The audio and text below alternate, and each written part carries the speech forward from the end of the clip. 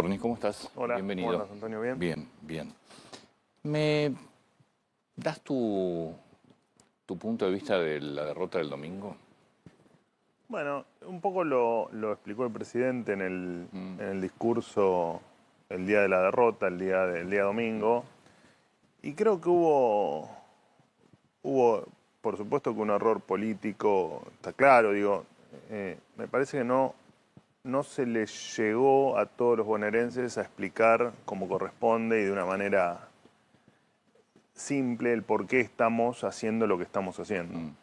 Y por qué claramente nosotros cuando hablamos de reactivación económica, por ejemplo, nosotros tenemos en claro que hay sectores que les está yendo muy bien y otros sectores que les está costando arrancar. Y dentro de esos sectores que les está costando arrancar, por supuesto que hay miles y miles y miles de bonaerenses.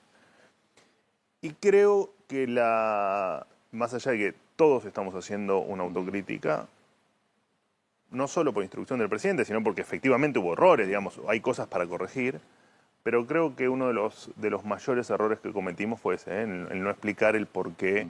El error de comunicación. Explicarlo explicamos. El tema es, bueno, ver por qué no le llegamos a un sector de la sociedad en el por qué estamos haciendo lo que hacemos. Muchas cuestiones son de largo plazo, por supuesto, de mediano plazo, y entendemos también que hay gente que en esta disconformidad que tienen no le llegamos.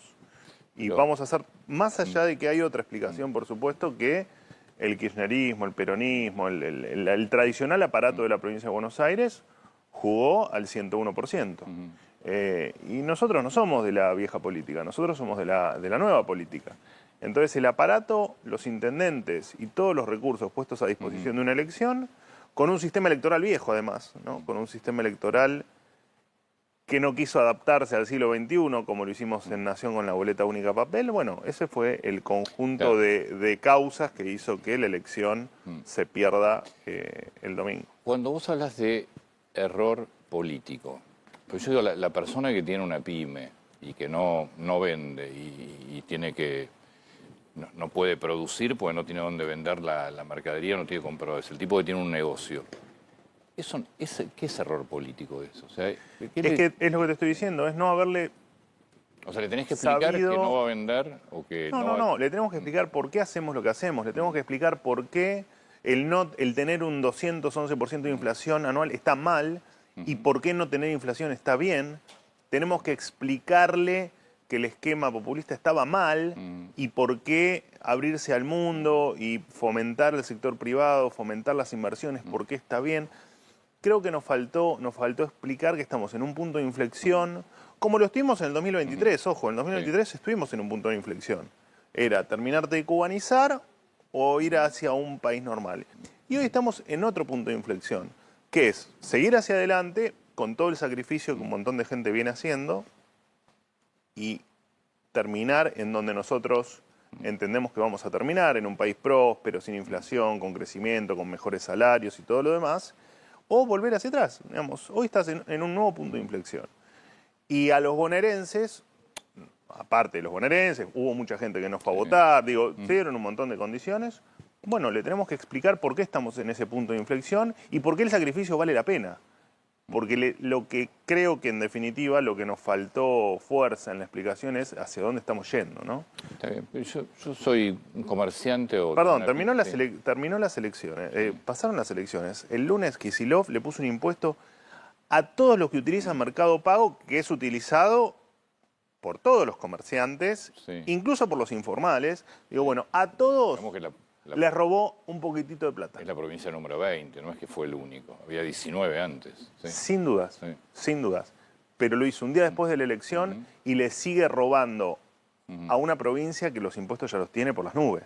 Entonces, esto es un punto de inflexión. No cometimos errores, pero sin duda que cometimos errores. De hecho, siempre los reconocimos. Y acá, tal cual dijo el presidente, el rumbo no se va a modificar porque tenemos bien en claro hacia dónde vamos. Sí vamos a encarar, y lo va a encarar el presidente en primera persona, el explicarle a la gente por qué hacemos lo que hacemos y por qué estamos en un punto de inflexión sumamente relevante para el futuro de la Argentina. Yo soy un tipo que tengo un negocio en la provincia, que vengo muy caído de actividad, de ventas. Entiendo que la inflación baja, obviamente es lo lógico, que la inflación del 250% no es normal, pero la pregunta es sí, vos me bajaste la inflación, es cierto, pero yo no vendo. No, pero pará, bajamos la inflación, eso llevó a haber bajado la pobreza en más de 20 puntos, no es un tema menor, no es un tema menor haber bajado 20 puntos la pobreza en una Argentina destruida. Y acá lo que hay que entender es que el único camino que tiene ese comerciante para vender más es que a la Argentina le vaya mejor. Y a la Argentina no le iba mejor.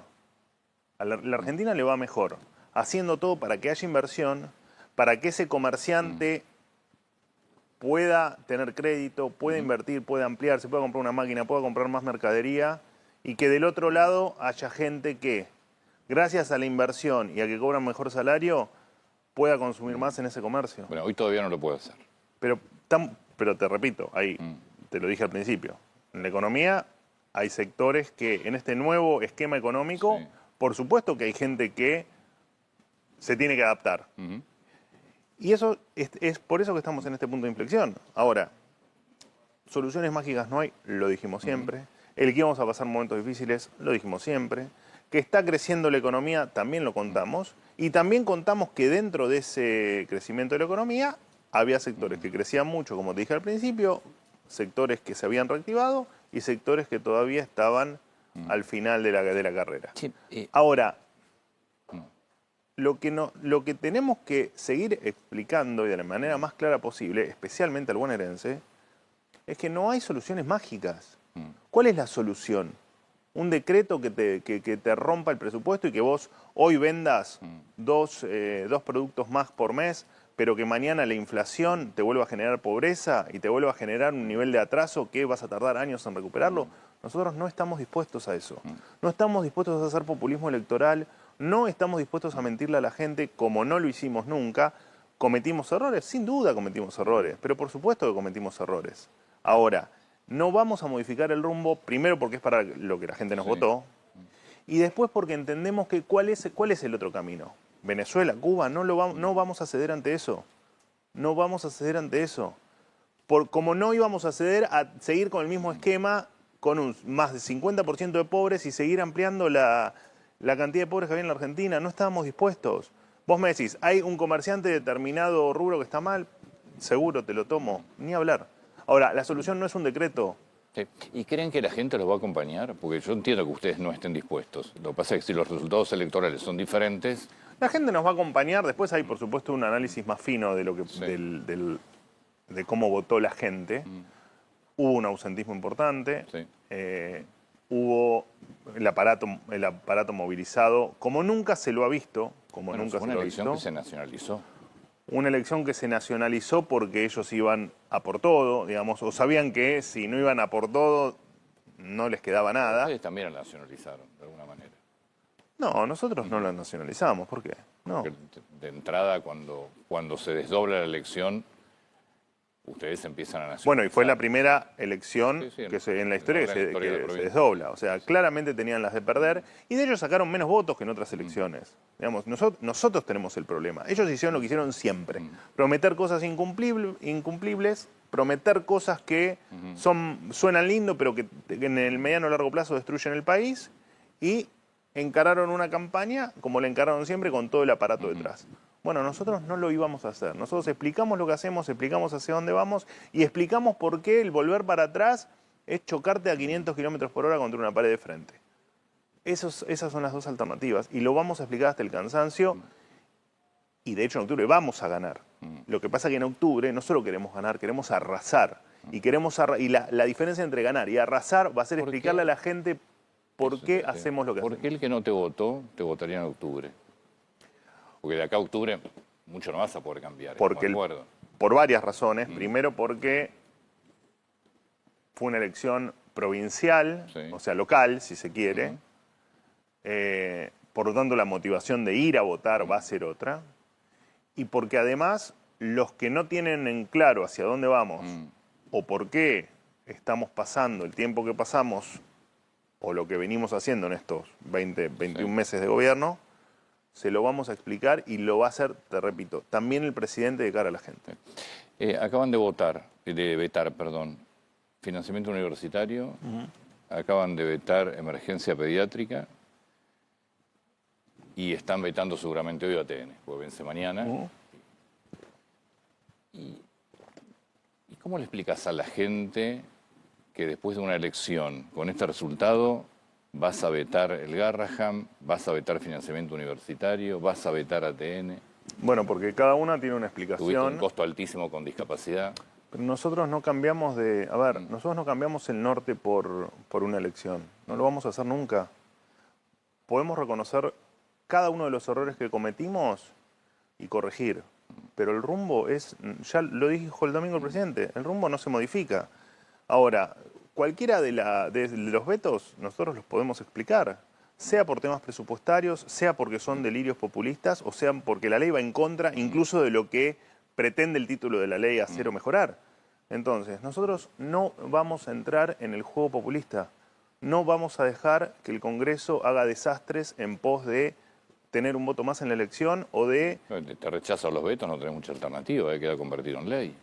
Si te rechazan los vetos, queda convertido en ley, sí, por supuesto. Caso de discapacidad. Bueno, está bien, pero el caso de discapacidad... El caso de discapacidad incrementa el gasto del Estado en 5.000 millones de dólares. Bueno, vamos a ver de dónde lo sacamos. O sea, no Que van lo estamos estudiando. No van a judicializar. Lo estamos analizando. Nosotros no nos vamos a correr del equilibrio fiscal. Porque de hecho una ley que no estima el recurso, o en tal caso no explica de dónde sale la partida o el recurso, de 5.000 millones de dólares anuales, es inviable, es absolutamente inviable. Así que estamos analizando a ver cuáles son los pasos a seguir. ¿Cómo van a hacer para negociar? El Garrahan, cuando nosotros tomamos el Garrahan, era un desastre. No había planificación en compras, había deudas millonarias con obras sociales, tenías cargos militantes por donde se te ocurra. Hoy es la primera vez en 38 años, no solo que el Garrahan no tiene más déficit o tiene las cuentas equilibradas, sino que además hay nuevas becas que la ley esta las quiere voltear y que eligieron el 85% de los que reciben las becas, eligieron la beca que hoy esa ley quiere voltear. Y además porque se recortaron un montón de cargos. Fueron 250 médicos, ¿no? Se fueron, sí, no fueron todos médicos, fueron muchos de los cargos que estaban politizados. Se fueron médicos, que creo que esa es una de las tantas fake news que dieron vuelta. No, médicos pasamos el listado, sí, pero no fueron los 250. Y además se le otorgó bonos a los residentes. Los ATN conceptualmente son o están pensados por si hay alguna crisis en alguna de las provincias. Correcto. Y esto lo que haría es desproteger... Adelantos del Tesoro. Son adelantos del Tesoro Nacional con fines específicos. Que históricamente se usaron como cajas de la política. Siempre. Se usaron, el famoso látigo y billetera era parte del látigo y billetera. Nosotros no solo que no lo utilizamos para eso, sino que efectivamente le damos el uso que corresponde, que es, que de hecho lo hemos utilizado, ¿no? Para inundaciones, para incendios. Esto quedaría desprotegidas las provincias ante una eventual emergencia. ¿Cómo vas a negociar con los gobernadores que básicamente lo que quieren es dinero, que es obvio y es lógico, y si no tenés plata? Bueno, no sé si lo que quieren es dinero. Sí, es lo que quieren obras, básicamente. Bueno, está bien. Esa es una misión que tendrá el flamante ministro del Interior, Lisandro Catalán, y Toto Caputo. Toto Caputo, porque además el ministro Caputo pasan dos cuestiones. Es, por supuesto, de público conocimiento la buena relación que tiene el ministro Caputo con la mayoría de los gobernadores, y además porque el ministro Caputo tiene la reforma laboral y la reforma tributaria que tiene que discutir con los gobernadores, porque no hay otra manera de hacerlo, de impulsarlo y de que sea exitoso si no es con el acuerdo con los gobernadores. Así que hay un largo camino por seguir con los gobernadores. Pero y además no te olvides... Igual ATN se veta. ATN se veta, sí. ¿Es viable el programa económico? Pero se entiende por qué se veta. No es un capricho que se nos ocurre a nosotros. Vuelvo a tu pregunta. Vos me decís, bueno, pero a pesar del resultado en las elecciones, van a vetar esto. Pero guarda, porque cada paso que damos tiene una explicación y es en pos de lo que queremos para la Argentina, de lo que queremos ver en la Argentina, que es un país normal. que es un país con las cuentas equilibradas, que es un país sin inflación, que es un país con crecimiento, con laburo, con que la gente gane más. Todas características que durante un montón de tiempo no se vieron en la Argentina. Decime cuál era la expectativa tuya el 1 de diciembre del 2023. De expectativa En general, de la inflación, Argentina. No, estaba estallando. Te digo más, ¿qué pasó en los mercados? Decí que el programa es sólido por donde lo mires y los fundamentos son, nunca vi fundamentos económicos mejor que los de este programa económico, pero fíjate qué pasó ante el primer suspiro kirchnerista. Se derrumbaron las acciones y se derrumbaron los bonos. Nadie espera del kirchnerismo algo bueno. Nadie. Entonces, si hay gente que votó al kirchnerismo, es porque nosotros no terminamos de explicar qué es lo que estamos haciendo. ¿Es viable este programa económico sin las reformas de fondo? Vos no tenés un Congreso hoy que te pueda votar una reforma, ni laboral ni tributaria. ¿Es viable tu programa? Bueno, no lo sé. El programa del Eso gobierno no lo sé. sin esas dos No lo reformas? sé. Yo creo que hay muchos sectores que entienden que la cuestión laboral y la cuestión impositiva no va más. O no va más que en el esquema que lo conocemos. Incluso creo que parte del sindicalismo lo entiende así, parte del empresariado lo entiende así y entiendo también que parte del Congreso lo entiende así. Y creemos firmemente en que nadie va a hacer nada para dañar más a la Argentina de lo que ya la han dañado. Porque todos estos cuestionamientos que vos me nombrás, Sí. guarda que vienen de los sectores que destruyeron lo argentino también, ¿eh? Ojo, los que te hablan de un montón de cuestiones sobre la crueldad y el trabajo y todas unas banderas que suenan muy lindas en boca de ellos, guarda porque son los que hicieron todo para destruirlo. Entonces, yo no sé si no hay espacio para debatir una Bueno, reforma hasta ahora no lo laboral. hubo. ¿Eh? Ok, te lo tomo. En diciembre cambia la conformación de la Cámara. Se va a venir otro debate en la Argentina, por supuesto. Y siempre el programa económico estuvo pensado con un Congreso en contra. Siempre.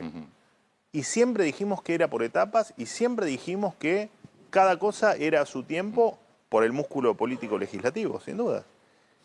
Y va a llegar ese momento. Aparte, vamos, Antonio, hay cosas que no pueden seguir así. Tanto en lo laboral, en lo tributario. Yo coincido plenamente. No se puede seguir con este esquema tributario, con esta ley laboral, porque en definitiva tiene 50 Escúchame, el años. almacenero de la Yo lo esquina, tengo claro, el almacenero de la esquina pregunta que es, cobra sí, gracias a que tiene Mercado Pago, hace 3 días que le invocaron un impuesto absolutamente innecesario, le sale más caro todo, te sale más caro a vos. Digo, bueno, esas cosas hay que empezar a explicar a la gente. A ver, yo no tengo duda. Había que una nota. ley previsional, ley laboral, ley impositiva. Mi pregunta es cómo, porque si no hay un Congreso adecuado. Te repito, en diciembre cambia la conformación. Lo que no se puede hacer, por supuesto, entendemos la dificultad. De hecho, la hemos tenido estos 2 años, por momentos más notoria, como ahora, por momentos menos notoria, como el año pasado. Pero nosotros fue el presidente le llama el job description, ¿no? Fue por lo que la gente lo votó. Y dentro de las cuestiones por las que la gente lo votó, es para que se modifiquen las leyes laborales y para que cambie la estructura impositiva en Argentina. Ahora vos me decís, bueno, pero después que Kicillof te sube los impuestos, bueno, claramente, pero eso es un debate que hay que tener no solo nosotros con los gobernadores, sino la sociedad de cara a su gobernador. Es autónoma en eso. Los Exactamente. municipios inventan tasas insólitas. Por eso. Pero bueno, son los municipios. No, contra eso no puede decir desde la nación. ¿No? Y para eso está la gente y para eso está lo que vota la gente. Bueno, aparentemente avalaron todo. Espera, repito, con todo un aparato en contra, con un montón de gente que no fue a votar. Una elección provincial. Y con errores propios que vamos a corregir. En una elección provincial, además. Sí, está bien. Las tasas son municipales, es una elección Correcto. provincial. Avalaron los intendentes que subieron las tasas. Pero sin duda. Pero, perdóname, nosotros íbamos en contra de las tasas municipales para colaborar desde lo que podíamos hacer, que era que no lo incluyan en los tickets de nafta, y lo judicializaron. ¿Crees que el escándalo de las escuchas pegó en las elecciones? Bueno, no, yo te doy mi opinión, porque no lo sé, es imposible saberlo, pero no, creo que no pegó, de ninguna manera. ¿Por qué nadie habla puntualmente de las escuchas en el gobierno? ¿Por qué no salieron a explicar de qué se trata, qué hay, qué creen ustedes, más allá de, Bueno, lo del hizo el presidente Milei, no, más y bueno, allá del pero- presidente Milei en una caravana diciendo que es todo mentira. Más allá de eso, digo, ¿por qué no habló un ministro de Salud, Mario Lugones, sobre el fentanilo, sobre el Andís? ¿Por qué no hablan? Mira, yo creo que sí ¿Por qué? hablamos o sí comunicamos. Yo creo que no. Lo de los audios me parece que el presidente fue bastante contundente. De hecho, los audios, el contenido claramente es falso. Digo, a mí, en el audio que me nombra a mí, que me insulta, y que hace referencia a una llamada, no por temas de corrupción, sino una llamada que supuestamente tuvimos. A mí el que más me preocupa es el No, de la comisión. está bien. Sí. Pero como te lo pongo como referencia, esa charla con él, en mi caso, nunca existió. El contenido de los audios es falso, es completamente falso. Después la justicia determinará Sí. qué había detrás de eso. Pero los audios son completamente falsos. Audios que, dicho sea de paso, se filtraron.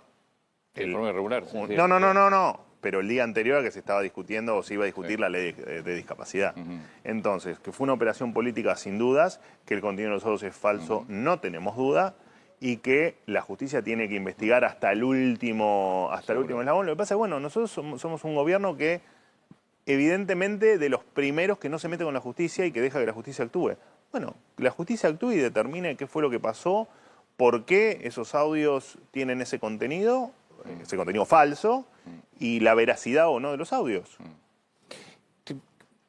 ¿No sentís que hay gente, no sé si mucha o poca, que también cuestiona cierta soberbia en decir las cosas y en tratar los temas por parte de ustedes? Vamos ya a las formas, ¿no? Más allá del fondo. No, yo creo que no. Lo que pasa es que nosotros estamos muy convencidos de lo que hacemos. Y muy convencidos hacia dónde vamos. Sí. Y muy convencidos de los resultados que estamos teniendo, más allá de lo que hablamos al principio del programa con vos. Y tal vez en esa pasión de explicar las cosas podemos sonar con cierto grado de soberbia, pero si algo que no somos soberbios. De ninguna manera somos soberbios. De hecho, creo que es la primera vez que un presidente de la nación, ante una derrota de una elección provincial, pone la cara en primera persona y dice, perdimos. Si hay algo que no somos soberbios. Y te digo más, creo que la gente lo que menos necesita es que los funcionarios sean soberbios, Claramente. como lo han sido durante mucho tiempo. También es durante cierto, muchísimo tiempo. Por eso sería bueno no repetirlo. Es que no somos soberbios. Sé que vas a decir que no forma parte del gobierno, pero hay algunos tuiteros o gente de red, el Gordodán es uno de ellos, que la verdad es brutal las cosas que hace, las cosas que dice, y que yo no creo que, para mí no le hace ningún favor al gobierno. Caso Luis Juez. Sí, pero ¿Por qué no dicen nada sobre eso? Porque en definitiva Pero- no es funcionario, pero es un tipo avalado por el sector del gobierno. En realidad no es que no decimos nada. A ver, de hecho, ayer la doctora Burrich tuvo una nota en otro canal, le preguntaron y habló, digamos. No hablamos proactivamente porque no es una persona que esté dentro de la estructura del gobierno. Digamos, es un tuitero, un influencer, un médico que participa en las redes. Ponele el título que quieras, Que tiene mucha puede... relación con el gobierno. Con Que un por sector del supuesto gobierno. fue uno de los, Sí. te diría que uno de los primeros que ha apoyado las ideas de Milei, porque de hecho yo lo conozco hace muchísimo Sí, tiempo, sí. primero de las redes, después, bueno, pues, obviamente personalmente, y creo que él está en su libertad de decir lo que quiera, como quiera, y nosotros no podemos interferir en eso. No podemos hacer nada, porque no pertenece a la estructura del gobierno, no es parte del gobierno. Entonces, ¿para qué Karina Milei y Guillermo Franco se disculpan con Luis Es que Juez? no se disculparon con Luis Juez, se solidarizaron con Luis Juez. Bueno, No, es que no es lo mismo. No es lo mismo. Se solidarizaron con Luis Juez, pero no le pidieron disculpas porque no fuimos nosotros. A ver, no tenemos nada que ver con esas declaraciones. Y el Gordo Dan mañana podrá decir alguna otra cosa y también va a ser a cuenta de él. sí. De él o de Pará, cualquier pará, otro, pará. porque vos Sí, tomás... yo te lo tomo, pará. Pero vos tomás al Gordo Dan Yo te porque lo- es el más relevante. Porque es el que tiene mucha más relación con figuras del gobierno, donde el presidente va a su programa, es decir, tiene mucha relación. Estamos de acuerdo, pero no deja de ser una parte él y otros tuiteros Sí. no dejan de ser una parte que no pertenecen al gobierno. Y esto está bueno explicarlo y contarlo. No tiene nada que ver con el gobierno. Y podemos no estar de acuerdo con lo que diga, pero es un tema de él. Esperemos que no estén de acuerdo. Pero es un tema de él. De hecho, Karina se solidarizó con Luis Juez. Y mismo Luis Juez le agradeció el haberse solidarizado, como otros funcionarios del gobierno que se han solidarizado con él. Pero nosotros no podemos manejar la vida de las personas. Podemos no estar de acuerdo con lo que hacen. Sí, hay que decirlo. Te lo estoy diciendo. Está bien. Y lo hemos dicho, lo ha dicho ayer Patricia, y cada vez que nos preguntan lo decimos. Y como también te digo que es de los primeros que defendió las ideas de Milei, es un gran defensor de la causa, y tiene en su libertad. Y si mañana él se hace, no sé, kirchnerista, bueno, qué sé yo, es su decisión. Y no vamos a interferir, porque no podemos hacerlo, porque no tiene nada que ver con el gobierno. ¿Me explicás la mesa que se armó, la mesa nacional? Sí. ¿Qué función va a tener? Bueno, va a tener, si se quiere, dos aristas. Una estrictamente política, de analizar lo que pasa en el Congreso, de analizar leyes que se puedan o no enviar, si hay plafón para hacerlo o no. Y después va a tener un ala de gestión donde vamos a ver ciertos temas también que tengan viabilidad y poderlos bajar a gabinete al día siguiente. El esquema va a ser mesa política nacional, martes, 9:30 de la mañana. El miércoles, o sea, al día siguiente, 9:30 de la mañana, reunión de gabinete o reunión de gabinete completa, donde las definiciones que estén en esa mesa se bajarán a gabinete y se discutirán con el gabinete. Vamos a, si se quiere, la palabra no es reordenar, pero volver a alinear algunas cuestiones de la gestión. ¿Por qué el presidente Milei va a presentar el presupuesto en cadena? ¿Qué va a explicar? Bueno, un poco para nosotros el presupuesto, sabes que es una batalla que no hemos logrado ganar todavía, pero que en algún momento tendrán que entender que no se puede gastar más de lo que ingresa, digamos, más allá de que a vos y a mí nos parezca obvio, porque de hecho lo aplicamos en nuestras vidas personales. Me parece obvio, me parece a la gente...